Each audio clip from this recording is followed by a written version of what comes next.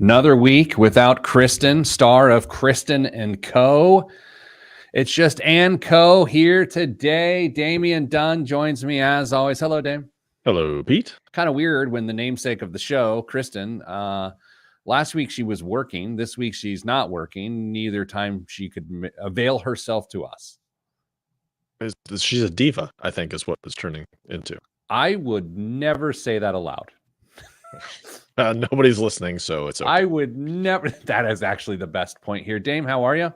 I'm well. How are you?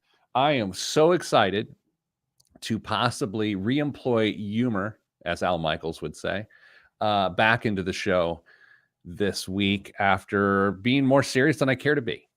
I've been less serious at funerals than I was last week on the show. It was a little off-putting, I think, for a lot of folks. I would imagine there was a lot of dial shuffling on the radio show. Like, is this right? What happened?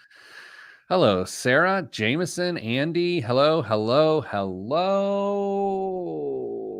Yeah, last week's show was interesting. We'll have an update when we go to air on radio here a little bit about it today. Lots of good feedback from the show. Morning, Jason. Good to be with you.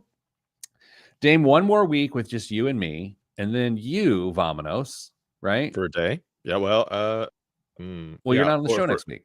I will not be on next week. Then I will be back the week after that. And then I will be gone the week after that. So next week will be Kristen and Pete. And then the week after that, who knows? No one cares. Hi, everybody. Welcome to your nightmare. Today's show is, it's going to be about a couple things. Number one, I've really been obsessed. I might write about it this weekend for my column next week on this idea of, okay, so you made a giant financial mistake. Let's quit talking about how do you prevent a financial mistake? What do you do when you're in a deep mistake? And then, like, how do you fix that mistake? You can't reverse it, but what can you do to change it? So we're going to talk about that today. We're going to talk about, what is it? How to find a financial advisor? I mean, that feels like something we've covered a million times, but we're sort of taking on a slightly different angle, right? Hello, Rochelle. Yes, a slightly different angle, and then what that might look like based on your situation. Yeah. Damn, you made a big announcement on LinkedIn this week. Your role change here. You're on my line. Very exciting news. Yes, absolutely. Get to go back and work with the people. I make some change in financial lives on a direct one-on-one basis. So looking forward to getting back to that. And I have been getting back to that. It's been fantastic. I feel you there. It has been so long since I've worked one-on-one with individuals on a very serious basis with their finances that I miss it too. And I know for years you ran the team of people who did that here, and then you recently transitioned back to actually helping people directly as opposed to indirectly. And how is life now? Fits my speed much better. More comfortable with that, and sleeping a lot. And now Kristen of Kristen and Co fame is running the squad. Yeah, doing a way better job than I probably ever did, if we're all being perfectly honest. And this surprises exactly nobody. All right, let's do the show. Hold on. Andy asked if she's going to have to log in for the first time to decide to hear James' new position. Principal financial guide, right? That's the position. Yep. And Kristen's title is Director Advice and Education. Education. Yeah, that's right. Yeah. I think that's right. And I'm still Pete. Yeah. I'm the planner. Yeah. Mr. Plan. Wait, does that mean Mrs. Advice has to get a new title? So, Dame, I was emceeing a charity event on Sunday morning in Central Indiana. And it was a brunch to raise a lot of money for Alzheimer's Association. And so my job is I'm a trained monkey. I go up there, I try to raise money and tell jokes off the cuff and those sorts of things. I had some good ones. Others of them fell a little flat. But I have to tell you, and I don't know how to, I have to tell you the awkwardness that was the moment. And I can't be too specific here because I know people are listening that were there. I don't know how to say this. Oh, I'm going to get it. Okay, here we go. Have I told you this yet? No, we're all waiting on you. I don't know how to say this, so I'm going to just like tread lightly. One of the most prominent CEOs in the world was there. Do we guess? No, we're not doing that. Not doing that. Most prominent CEOs in the world is there sitting at table 1, which is like from I was gonna say me to you, but that's 2.5 hours. But from me to the camera, like 15 feet. Okay. And I don't get particularly intimidated or starstruck or anything like that. But there's something about me being this trained monkey up on stage telling jokes, getting yak, and there's this rather serious person, notable serious person, like right there. And I couldn't help but notice how little he enjoyed me. And I don't blame him, but man, I had a real dance for your dinner sort of feel to it. Like I was like, I'm a business professional in some respects. Like behind the facade of the idiot clown here, I've done a thing or two, but I had it was humbling. It was unsettling, I have to say. Just didn't ingratiate himself to our Midwest sensibilities. Well, I don't know. I don't want to go that far per se, but maybe they just didn't enjoy it. Or as someone told me, it's possible that someone actually enjoys you. They just don't tell their face. And that could have also been the thing. How many times did this person potentially check their phone while you were on stage? They didn't. I don't believe they did. Well, man. But then I kept finding myself going back from an eye contact perspective, like right back to this person. So at some point, he might be telling a story today of like, there was this creepy bald man just telling dumb jokes, just kept staring at me. Yeah. Anyway, enough of that. Let's do a show. No one cares. Literally, no one cares. I've told the story to people who care about me, and they didn't seem to care that. So why would anyone here care about that as well? Okay. Dan, we'll start with the update, then we'll go into the financial advisor thing. And can we not do like, do due diligence? We're talking about fees and like minimums and things like that, right? Yeah. Like the different compensation options that you may be presented with, things like that. Okay. It'll become obvious. I hope. 3, 2, 1. This week on the Pete the Planner Show, we answer your money questions. Here's how the show works. You email us, askpete@petetheplanner.com. That's askpete@petetheplanner.com. And here's what will happen. We'll answer your email on the air. Another name for this show is Kristen & Co. Our beloved co-host, Kristen Elanius, is not here again this week. That's 2 weeks in a row. If you had a Kristen Has Gone punch card, you're almost due for a free absence. Damian Jones joins us on Dunn. Yes. Damian Jones. Damian Dunn. Hello. Hello. Damian Jones. Sound like I'm a weak side linebacker for a football team. I think it sounds like a failed British pop artist. Yeah, that's good too. Dame, last week on the show, in a very special Pete the Planner show, we talked about one of the, I believe, be one of the most notable cases of financial fraud in Central Indiana going forward. And that was the case of Alexander Joyce, Rejoice Financial, who has been accused of stealing $2.6 million of clients' money. And within an hour, less than an hour of taking receipt of those funds under false pretense, bought a $2 million mansion. And that was last week's show. And within minutes of our show being recorded, minutes of us saying those words, a restraining order was granted, restraining the use of funds. All assets were frozen for Rejoice Financial, Rejoice Wealth Management, and to some degree, Alexander Joyce himself. Other developments in the case include that an eviction filing was I don't know, filed yesterday, which would have been the 7th of March, to evict Rejoice Financial from their business location. And there's a bit of a snafu as it relates to issuing subpoenas in this case, or I don't, again, this is where I don't know the court language, but one of the parties, Joel Parody, says he just learned of the charges literally yesterday, which seems a little bit odd, but it's not for me to judge. So those are the updates on the case. We'll update you as they go forward. This show will not become obsessed with this case. However, I think it's a great example of what happens when you don't do your research on the people you invest with. Dame, do you have anything to say about that before we move on? Can I ask you a quick question? Please do. If you were a fine, upstanding I'm not. financial advisor Okay. in central Indiana, following this story, Sure. knowing that there are likely other clients at Rejoice Financial, Rejoice Financial, would you,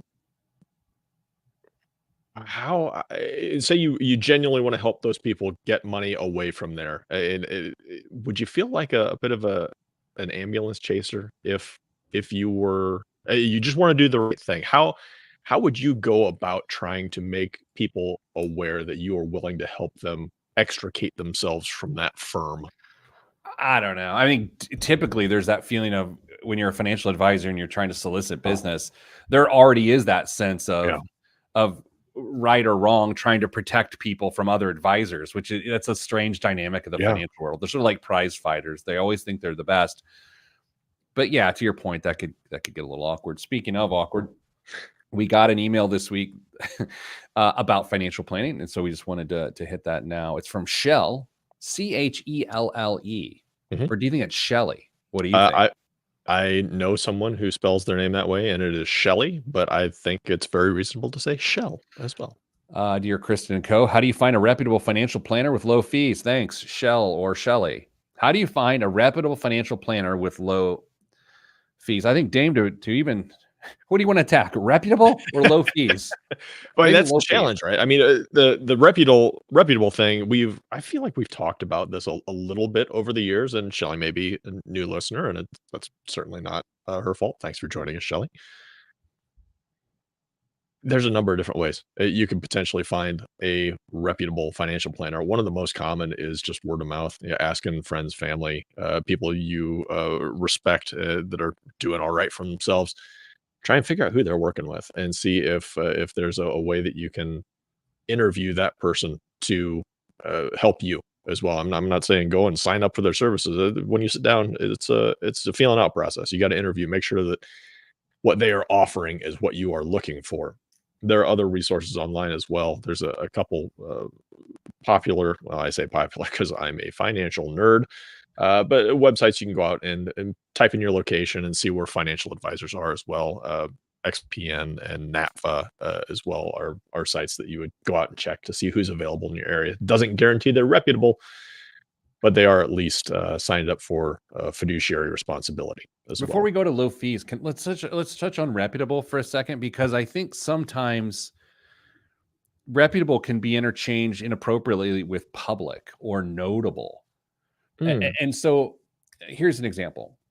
And this is not always the case, but just because you know the name of a prominent financial advisor in the community in which you live doesn't mean they're reputable. It just means they're notable. Is that a callback to the first part of this segment? But potentially, no, I think it's this idea that fame in itself is not a quality. Okay. It is, it's sort of a state of being, but it is not necessarily a positive quality. Just because it's like you can be famous, you can be infamous. It's the same thing. One just denotes some negativity. I would say financially, if you know of a local prominent attorney, or you know of a local prominent chiropractor, or you know of a local prominent financial advisor, that doesn't mean they're good. It just means that they have a means to market. And I say this in a deeply personal way. I'm a notable local financial entity. That doesn't mean I know what I'm doing, right? And I don't think the average person should look at me and say, oh, well, he's everywhere. He obviously knows what he's doing. That's the wrong leap. That's the wrong leap. So I would first say when I hear reputable, separate notable. To that same point, Dame, let's say you call a big wirehouse, the direct number to the local office, and you say, let me talk to your top financial planner. They're going to take you to the person that makes the most money, right? That has the most clients. Also doesn't make them reputable. It just makes them successful. So that's why this question is a little bit more nuanced than maybe Shell or Shelley thought, because reputable and notable are very different, and successful, very different. I think the question begins with low fees and how can you understand the dynamics of the industry? Because, Dame, in many instances, and this has changed a little bit, a beginning investor can't actually get access to the most reputable people, because the most reputable people have earned the right to work with higher net worth people and not accept lower fees from beginning investors. This is a huge challenge, because this was the exact example I was thinking of. If I'm young and I just finally scratched together my first $5,000-$10,000, and I want to either put it into a Roth IRA or a non-qualified account, my options are going to be pretty darn limited with the fee structures that I am presented at this point. Maybe you can go out, you could potentially do it on your, but you don't, because you want to work with somebody. You're not sure on the investing side of things.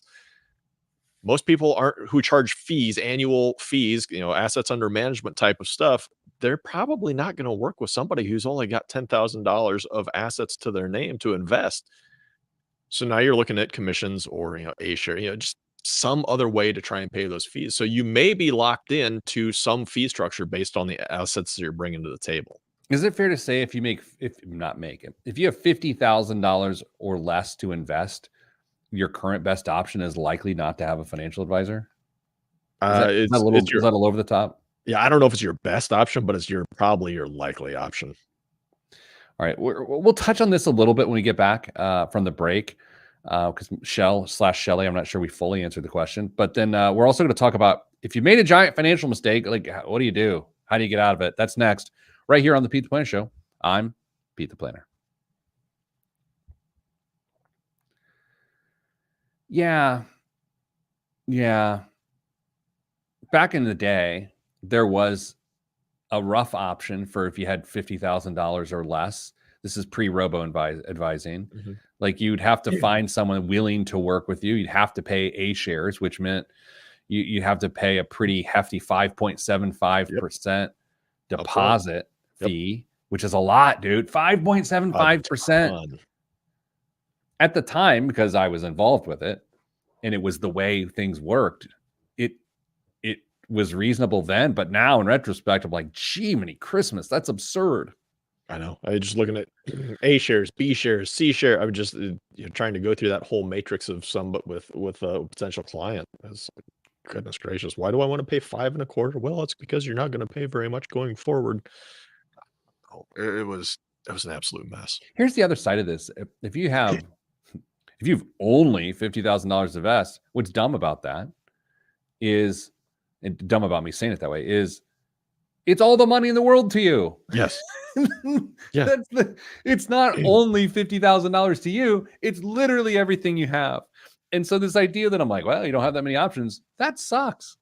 Yeah. Oh, I mean, I'm pretty confident there's a ton of advisors at Edward Jones who would, or one of the bigger houses who are just getting started, who are looking to meet people and start to build their.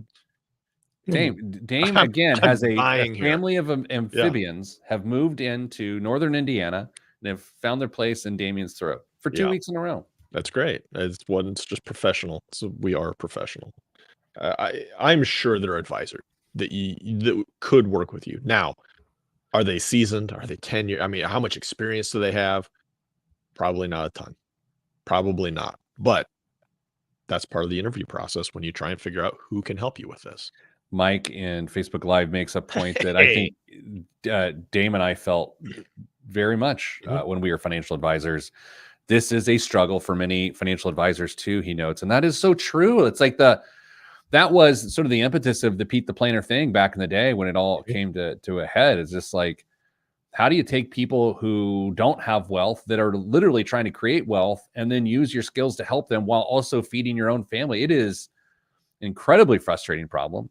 Yeah. And it is playing the long game. And Dame, to your point, like the Edward Jones advisors, the good ones, they're playing the long game. Yeah. That you will be a good client someday, and they can build a relationship with you while you're not. I mean, and there are financial advisors that build businesses on this as well. I mean, they go after. That's a little aggressive. They try and work with doctors that are still in medical school, going through residency, things like where they're not making a whole lot of money now, but they see that and they can help them structure loan repayments and all sorts of stuff. So there's a very big business in being able to look forward and see the potential that clients have as well. So Do we have a third segment? no, we don't. We just burnt half a segment talking in between segments. Jiminy Christmas. Where's Kristen? I know. Kristen! Is she, you think she's viewing today? I hope she's not. She's worked. She has been Way too much. way too much this week for a week off. Yeah, I've already told her she needs to reevaluate how many days she submitted for PTO because that's not a good precedent to set. I know. Yeah. I'll just say for what it's worth, I have not slacked her once. Okay, let's go. 3. What's going to happen? 2, 1. Back on the Pete the Planner show. Dame. People make financial mistakes all the time. All the time. Half this show, though, is dedicated to getting them to not make those financial mistakes. And the other half for the show is based on me trying to make jokes. But sometimes people make mistakes and then they have a house they can't afford. They bought a car that is upside down in terms of equity and negative equity. They went on a vacation and spent too much on vacation and come back, and then there's a giant credit card bill just hanging over their head. People do dumb things in the moment, and then they look at it with great clarity and they go, oh no, what do we do? So this segment is dedicated to those really common situations of like, what do you do? And Dame, I heard a story a couple weeks ago from an acquaintance of mine who typically paid more. They had no debt, none, except their mortgage. And so they paid more on their mortgage because it was their only debt. They just paid a little bit more.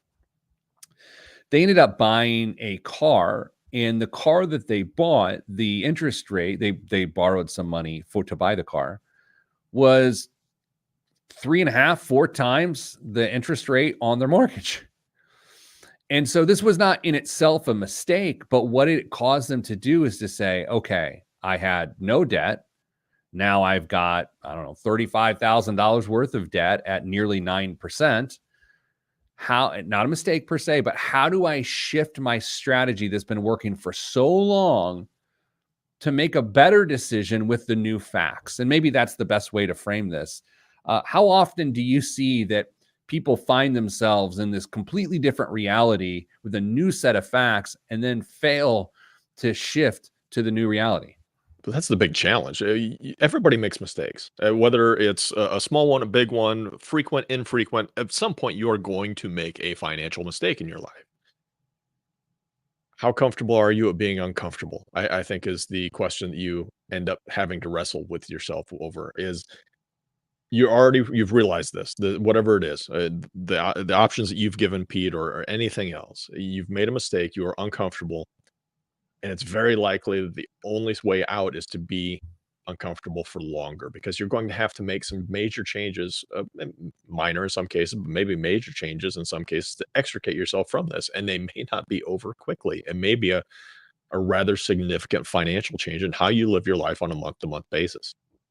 Yeah, I think sometimes people will make a mistake. They'll realize it, and then they'll use whatever brain capacity or sort of mental energy and fortitude to try to ignore the new reality. They're like, it's not that big. It's like, no, it's okay. Yeah, this isn't great. What are we going to shift? What are we going to do?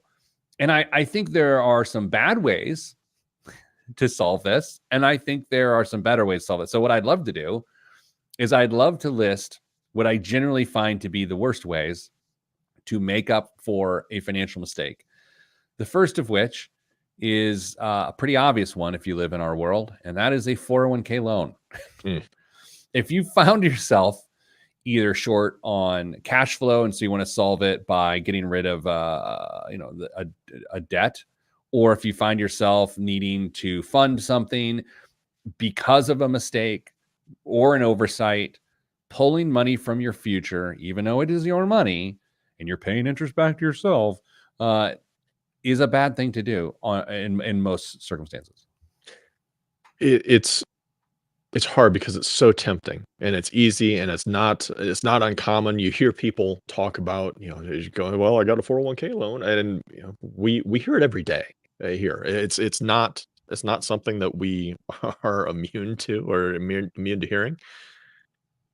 So the challenge that you have to do is, okay, I have to ignore the easy solution in this case to try and find something that will work out better for me in the long run. Because while 401ks, yes, you could argue, as Pete said, that you're paying yourself back with interest, will work out okay for you, maybe in the long run, there are still risks that are assumed when you go that route. And you have to be very, very careful and honest with yourself at the same time if you decide that that's what you're going to pursue.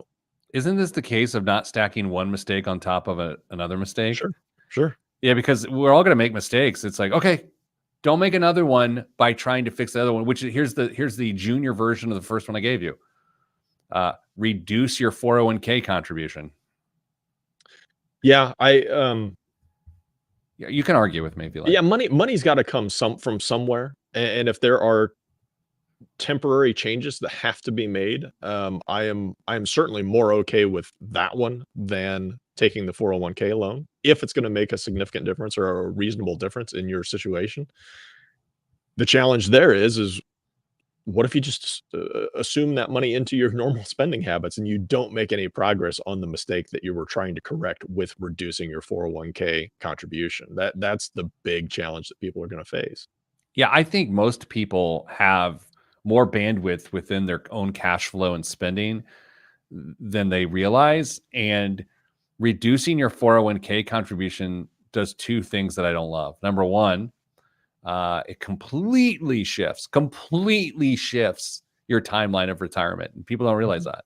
Number two is you don't know when's the appropriate time to go in and readjust, because what most people don't do is if they have a financial mistake or if they're suffering from financial pain, they struggle to quantify what that amount is. They don't go, oh, I've got a $3,000 problem.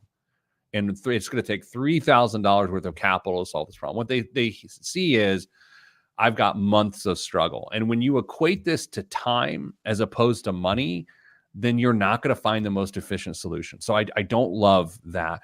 Dame, another one I don't love is I don't love when people just start refinancing debt or getting a cash out mortgage or going to like a zero interest credit card bounce around.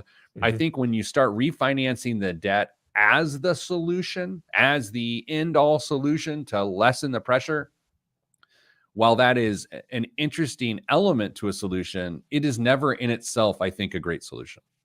I think the few things that you've mentioned so far kind of lead me to a general summarized point that can be made. You don't have a plan on how you're going to attack this. If it's always if your solution is going to be uh, smoke and mirrors, maybe a little bit too strong, No, or that's fair. I like that. trying to be overly clever with how you're solving this issue. That's not what I would consider a workable plan. It may, sure, you may be able to do that in order to, help springboard you towards that eventual, debt-free day or of overcoming the mistake that you made day. But you have to have a workable, consistent plan to help you get yourself out of whatever issue you've gotten yourself into. You know why I like the smoke and mirrors idea there? Because I think sometimes people obfuscate their mistakes from their partners and Mm, or stakeholders. mhm. And so if you're telling yourself, "Oh, I'll do this and this and then this and then no one will, and then it'll be fine. And I'm not going to tell anybody." If you've got an actual good plan to fix a mistake, you're very verbal about it and you're very transparent about it. And that's what a plan is. It's not when you're in high school and you do something stupid, you make a mistake, most of your energy goes to the cover up, right? Yes. Oh, I could tell you some stories, my friend. I could tell. Now, I am not joking here. This was not me. I'm going to tell you a story. It's the classic, and this is truly not me. I've known a person or a million who have maybe snuck a drink or two from their parents' liquor cabinet and just simply refilled the Smirnoff with water. I mean, it's the cover up from the mistake that often finds you watered down and grounded, for that matter. Dame, let's do this. Let's take a break because we've made enough mistakes in this segment. We got to put together a plan to come back and do it again. After the next segment, of course, you will have biggest waste of money of the week returns, and it's a doozy. And the news finally returns. I'm Pete the Planner. This is the Pete the Planner Show. I have two stories of people in that regard of taking booze bottles as I'm not even going to give you the ages because the ages are one of the ages was like 17 and the other one was like 28 years old. 28. The 28-year-old story is sort of one of my favorites, but it also is it feels much sadder than maybe it is. It's really a story of stupidity and not sadness, but it feels on the surface like I'm marginalizing someone who may have an addiction issue, which they don't. A person bought a bottle of Crown Royal and went through it so quickly, and they didn't want their wife to notice that they refilled it with water and soy sauce and had it sit there for a while to just appear that they were going. They would just go and pour some out over a course of weeks, so it didn't look like they were really tying one on. And again, sounds like a problem. Sounds like I'm making fun of someone with an alcohol addiction, and maybe but still sort of interesting. I thought you were going to go with maybe a carbonated beverage that they poured back in there, and it didn't work out well. Or I thought maybe the soy sauce and water, the wife poured herself a drink and was very, very surprised. The ingenuity of using soy sauce and finding the right color with water in itself is like Nobel Prize worthy. Never would have thought that. No. Dame, it is almost youth sports travel season, although it never feels like it stops. What are you talking about? It's been that way for the last 3 years. It never stops, but Mrs. Planner and I came to the realization last weekend that starting, I believe, the week after, next weekend, every single day, 7 days a week, we have something until like June 11th. Yeah. Every day. I feel you. Yeah. We high five in the hall. Hey, hello. What's your name again? We get a little brief respite when things slow down and our kids transition from swim to track, which is great for us because practice is immediately after school, so we don't have late into the evening stuff. So we're actually looking forward to this nice little 6-week period of our lives. Do they get right out of the pool and then go run, and so that way you don't have to do laundry like towels because they just dry off with their velocity? Not quite. We have to get them from one location to the other. So unfortunately, there's wet seats involved if we don't do that. Dame, I'm listening to a good podcast I just started. Unfortunately, it's one of those that like it's episodic, and so only you could pay for premium and binge it, but I don't really care to do that. Instead, I'm just going to forget about the details of all the episode until the next one comes out. It's called Cover Up, and it's the story of the anthrax scare right after 9/11. Do you remember right after 9/11, like politicians were getting anthrax in the mail, and yeah, sure. And so it's the story inside of that. Really, really interesting. Really? Yeah, I highly recommend. For those that shop for podcast visually based on what the cover it looks like. I believe it's a person in a respirator, like a gas mask, sort of a toxic thing. It's called Cover Up. Cover Up. The anthrax scare or something like that. Okay. Give it a listen. What in the world are we about to talk about? I was hoping that you were just stalling for time because you were thinking of something. No, I was stalling for time so you could think of something. Brave and loyal listeners following us right now, if you have a question you'd like us to answer. No, don't ever do that. Oh, Dame. All right. You know what? We're just gonna start the episode. We're gonna start the segment, and this is reckless. This is Okay. reckless. We're doing it. All right. I don't know what's about to happen. You're going to ruin our reputation. I don't think I really have a reputation at this point. It is already sullied. Sullied. It's an interesting word.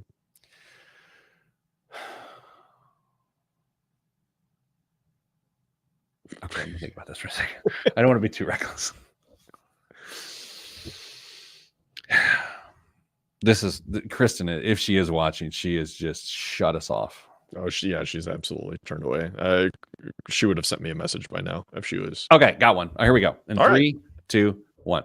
Back on the Pete the Planner show. Dame, consumer trends are interesting. Oh? Yeah, they are.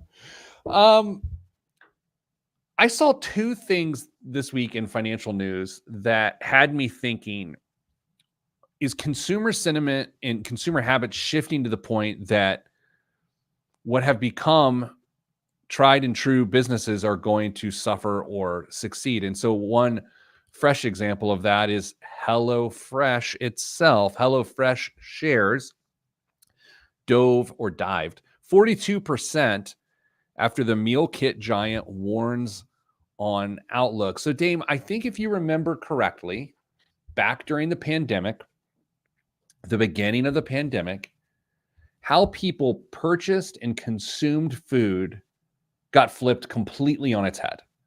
Are you tracking back to this time? Yeah, I vaguely remember it. So much so that a local restaurant in my neighborhood, they would serve meals, but they logistically became a grocery store.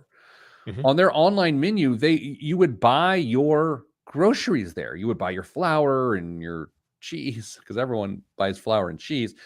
Apparently, it's a pizza store. No, you would just buy all your stuff. You would buy toilet paper there. You would buy vegetables there, and it was simply a restaurant. And then, of course, grocery store pickup and all of these, grocery delivery things became even more prominent. DoorDash became more prominent. But Dame, one thing that appears to have suffered are the ready-to-eat meal kits. Do you remember all of these, like Blue Apron and There were so HelloFresh? many. Yeah. Yeah. But I feel like right before the pandemic, they were the hotness. They were like, we are busy people. We only have 30 minutes to make meals. And no, we don't have time to watch Rachel Ray's 30-minute meals, then make the 30-minute meal, because that's an hour. Instead, we're going to pay a premium to bring in a meal kit and lots of little packets, and then pour it in the right order, and voila, you got chow mein. You remember this sentiment? Yeah, it was all over the place. Premium ingredients. It was on its face an interesting proposal, but maybe people are realizing that. Well, I don't know. I don't want to read into it. Pete, tell us what's going on On with Friday, this. March 8th, HelloFresh shares plunged. I've done some research here. Huh? Shares plunged 42% on March 8th, Friday morning, and the worst ever session to date. Dame, if you're a company and your shares ever described as plunging, especially to the tune of some 42%, that's a problem. It's a bad day. The Recipe Box delivery company disappointed with its 2024 earnings outlook. I can also say this as someone who has to deal with earnings of our own organization and give an outlook and a forecast. Anytime within the first quarter, you're signaling to the outside or to your investors or to your board that the entire year is going to suck. Struggle. Sorry, I forgot where I was. That's not good.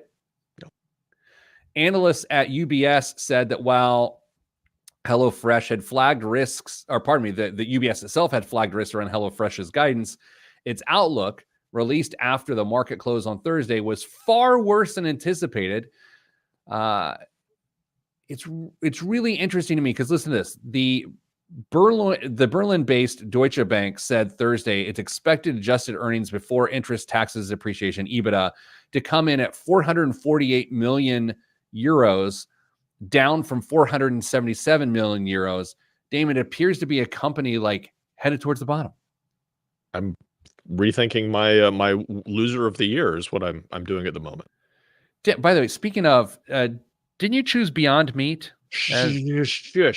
Shush. I'm off Instagram, but I randomly got pulled back in the other day, and someone slid into my DMs, a listener of the show, and flagged me that Beyond Meat, one of your picks for the year, also a food-centric business, is going the opposite direction of which you desire. They slid into my DMs too, and I asked them not to relay that information because I certainly wasn't going to say anything, and they just replied with "Oops." Dame, in like-minded news, Costco on Thursday missed Wall Street's revenue expectations for its holiday quarter, despite reporting year-over-year. I can't read. Despite reporting year-over-year sales growth, more shoppers came to Costco and they spent more on their shopping trips during the quarter. The e-commerce sales grew for Costco 18.4% in the quarter compared to earlier in the year. So, Dame, what can we glean from the idea that meal kits are going down? Disappointing holiday news for Costco, but it feels like stores like Costco's earnings continuously rise. Like, what is to make of that? Individual single-serving meal kits down, bulk purchases of both 55-pound bags of rice and couches increase. That's an interesting question because I feel like warehouse sales are typically pretty consistent on a rather upward trajectory. I think services like Blue Apron and whatnot. I think those, I don't want to say they're flash in the pans, but they tap into a trend or a period of time that is important or in your life or the country's moment, and they take advantage of it. But I think we may just be reverting back to the mean on some of these things, and we're just being a little bit more traditional. Buying those 3-gallon containers of ranch. I think what can also be derived from all of this is that part of Costco's membership model, their finance model, are those membership fees and how much money that produces. The same way Amazon Prime produces so much revenue from Prime fees itself. And now Target this week is jumping on this bandwagon. They've announced it will launch a paid membership program, riffing off the playbook of both Amazon and, of course, Walmart has done this as well. Dame, it is called Target Circle 360. It will launch in early April. Could be an April Fool's prank to the world of IHOP from years ago, but I doubt it. It will cost $99 per year. Target will offer a discounted rate of $49 per year as part of the promotional from its launch through May 18th. The program will include unlimited free same-day delivery for orders over $35 in as little as 1 hour, with no delivery fees, 2 free-day shipping, along with other perks. Dame, I am not a consumer goods expert. I am also not someone that wants to just send cars driving all over the roads to bring me some toilet paper when I'm out. However, that seems like a pretty good deal to pay $49 for unlimited free same-day delivery on items of $35 or more. It seems like a reasonable thing to do. I think Target actually bought a delivery service, kind of like Uber, but it's for local things like that, and they've already got a structure in place where they'll actually be able to leverage something that they've already purchased in the past. So my question was, Amazon's got media stuff. Walmart is rumored to start their own media streaming type of thing. Is Target going to get into that too? Are we going to have this huge menu of options for big box retailers? I guess Amazon doesn't, but are we going to see a proliferation of media options from names that we never would have equated to that in the past? Oddly, I don't find that to be a ridiculous question. I think that's a really smart question because even look at what Apple reported last week, that they abandoned their car program where they were going to build an iCar. I don't know what they're going to build, but they've scrapped plans for that. I think if you got enough capital and you're trying to diversify your revenue streams, like a place the size of Target, who in recent years has struggled a little bit, I don't think it's out of the ordinary to say, oh, now Target has a streaming service. And by the way, I think the same can be true for streaming services that say, okay, we're a streaming service. What sort of retail can we do off of that? It's an old playbook. I mean, look at the likes of Universal Studios and the Universal Media Company. I mean, that is a thing. And so it's with that we take a deep breath, we get a sip of coffee, and we come back with biggest waste of money of the week. I'll tell you, Dame, this week it is a giant waste of money, yet it's one that I would like to enjoy myself. I can't think of an item on this show that we've done in the last year that I want more than this, yet still a waste of money. All that is next, along with the news, your favorite part of the show. I'm Pete the Planner, not your favorite part of the show. Damn, I feel like if we charged for our podcast, we would be issuing refunds this week based on that segment. It's not one of our better performances. I'm not going to lose sleep over it, but that was terrible, and it is my fault. And so, as all things around here that go wrong, I will gladly take the responsibility. Don't be so hard on yourself. And like I said, I'm not going to lose sleep. I don't really care. As soon as the show's over, I'm going to go find a sandwich of some sort and go for that. Did I tell you the Danny Dunn joke that he was on the line the other day? Did I tell you that one, right? I watched it. I don't know if I talked about it on the air, but he was doing crowd work. You know, Danny Dunn, friend of the show, actually related to me, comedian, LA-based comedian. He posted some of his work. He was doing crowd work, and someone in the crowd was telling this horrendously long story with literally no payoff, which is why generally you don't want to involve the crowd because they don't know what they're going to say. It's also why I don't take calls on this show. And he simply looked at her and he said, "Wow, it was a long walk for a small sandwich." And I thought that's the funniest thing I'd heard in a really long time. Speaking of, let's get to the rest of the show so I cannot miss my 11 a.m. meeting, which is with Dame. Nope, it's not with me. I don't know who it's with. Who is it? Someone booked it. Lubs. Okay, here we go. Yeah, I talked to him before the show. Okay, anyway, no one cares. No one cares at all. In 3, 2, 1. This week's biggest waste of money of the week, right here on the Pete the Planner Show, is Spanish Bonilla potato chips. Bonilla a la vista. How about that accent? It's been right on. Has been crafting their patatas fritas since 1932 and has developed a cult following over the country. Pardon me, over the century. Dame, can I get a timeout? Sure. Not only are my choices in preparation for the shows completely inadequate, my inability to read today has really stifled any entertainment factor that could have been derived.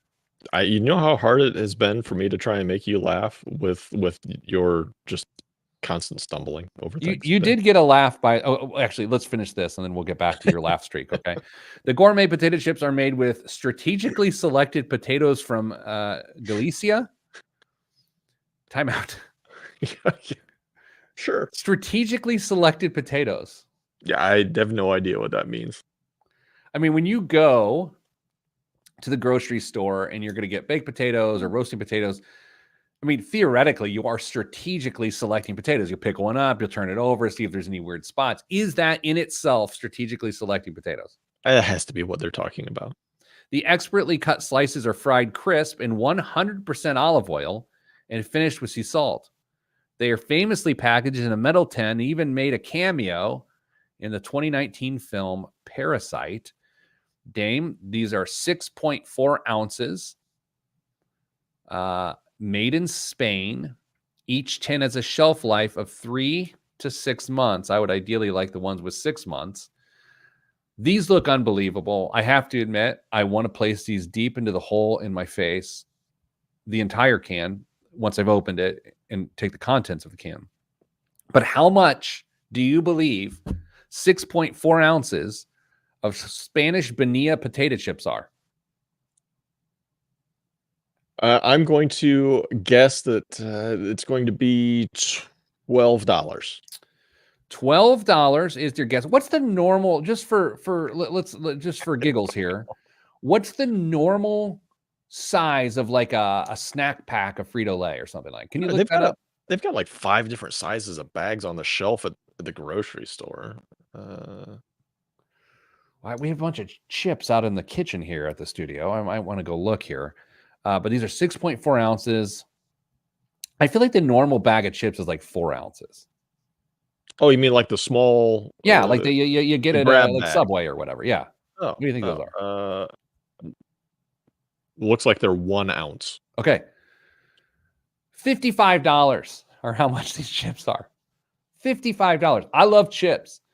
One day after work, I went home. This was during the Oprah Winfrey era, and Oprah was on, and she was talking about her biggest weaknesses. I think this was on a Favorite Things holiday episode. She said, I could just sit down and eat an entire bag of chips, and I never felt more connected to a person in my life than when Oprah said that, because I can open an entire bag of chips and I can eat the entire bag of chips, but I don't know if I would spend $55 for Spanish potato chips. Dame?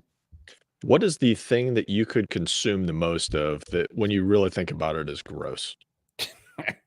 Other than whiskey, I'd say probably Rice Krispie treats. I'd probably have to go with Oreos. Really? Oh yeah. Do you need the milk to wash them down? No.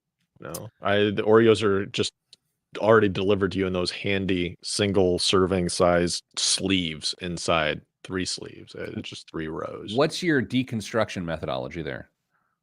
Oh, I just throw them in my face. I don't twist. Wow. Yeah. Here's what I do. You didn't ask. Kristen is watching. Oh no. She said French fries. No, they were Spanish fries. You twist. Okay. You twist the Oreo. Yeah. Then you eat the non-creamed side first. Okay. Pop it in. Okay. Then you take your finger and you peel off the cream button, if you will.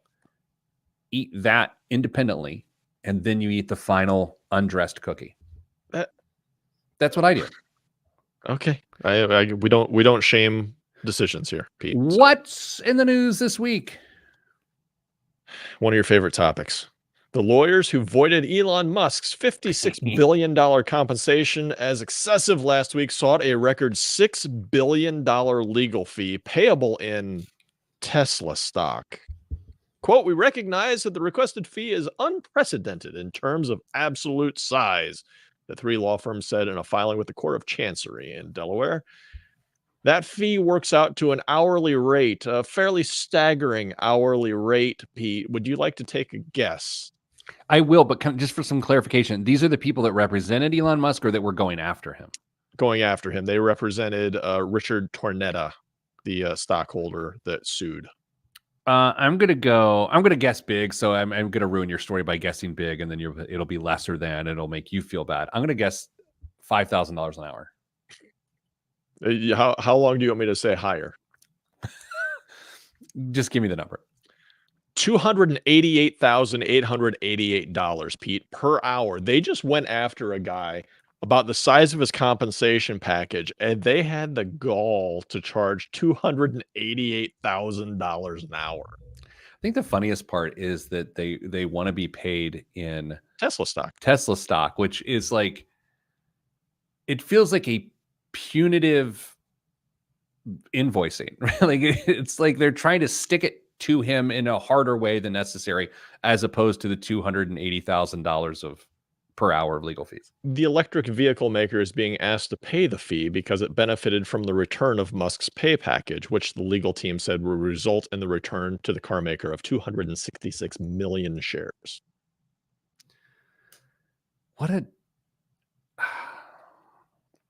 It's a ridiculous situation, because his package that he was trying to get that was voided. How much was it voided? How many billion? 56 billion. 56 billion.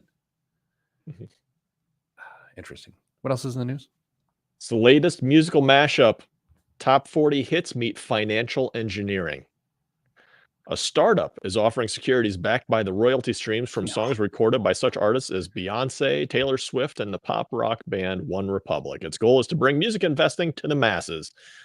JKBX, pronounced? You want to take a guess? Jukebox. Jukebox, absolutely. Opened its new marketplace after the Securities and Exchange Commission signed off on its first offering last week.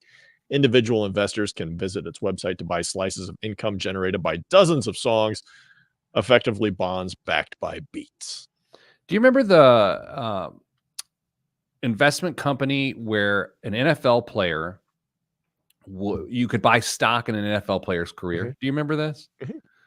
I'm pretty sure it failed miserably. But it was more of a futures contract, right? Like this company would take a mid-range player, pay him millions of dollars as a hedge against whatever their future contracts would be, and then the investors would get a return on their performance. I could be wrong because I often am. I'm pretty sure I had the CEO of that company on my radio show whenever that happened a long time ago. There is still a company functioning with that model, and I don't know if they how far they expanded to other sports, but they're very prominent in baseball. They have a deal right now with San Diego Padres stars Fernando Tatis, who took him up on this, where they front the minor league player a whole bunch of money in the minors, and they say, you don't know if you're going to make it to the big. So you may get hurt, you may blow something out, you may just not ever be able to break through, and we will give you this much money now, but in consideration for X percentage of your future earnings in the big leagues for so many years. And he's on the hook for millions and millions of dollars at this point because he did break through and he is going to make a lot of money in the big leagues. Did you and I talk about this in the last couple of weeks, or was it me and Mrs. Planner? I often confuse you two. When older musical artists sell their catalogs, did we talk about this, or was this me and Mrs. Planner? It was you and Mrs. Planner. Why would you not do that? Like, why? Like, if you're the Rolling Stones or you're Neil Young, why would you not be like, oh yeah, here you go, give me $500 million? There's like no reason. So you probably want to have control over who and how your music is used. I don't know. Anyway, that's all we have time for this week. Thank God. Next week, Kristen's back. That means the show will be planned, and it'll be great. Please listen. Good vibes. Good vibes are all we have. Good day. Boy. I don't need to go to a dentist for a while because we just spent the last hour pulling teeth. It was special. Look, here's the thing. I know it's like, oh, or Peter, you're going to apologize to us. I don't know your apology. No. I'm sorry. Look, I mean, can't all be gems. The good ones won't feel like good ones unless there's bad ones. That's exactly right. You can't appreciate the highs without experiencing the lows. Yeah. The sweet taste of victory doesn't taste so sweet until you've suffered the ills of defeat. What kind of Oreo would victory be? Oreo. I got on a Chips Ahoy kick for a while, and really? then but it was short lived. And then, do you remember the chewy Chips Ahoy that had like the hotness for a while? Yeah, those were good too. Regular Chips Ahoy, they're just stale chocolate chip cookies. I don't see how anybody appreciates those. Did you ever enjoy Archway chocolate chip cookies when you were a kid? A bit. They tasted a bit chemically. My current commercial cookie, of note is Tate's. Come in the green bag. They're sort of a bougie chocolate chip figure. They come from Southampton, New York, and they are ridiculously good. Well, I'll be down in your neck of the woods next week, and maybe I will go grocery shopping and see if I can find some Tate's. You can find them in any grocery aisle. They're a green, like a Kelly green sack. I highly recommend their chocolate chip cookies. I will see if I can find them up here. I don't know about that. I don't know. That's a good point. All right, Dame. Jeez, I gotta get out of here. That was a thing, huh? It was something. I'm sorry, everybody. I'm not that sorry, but anyway, stay getting money.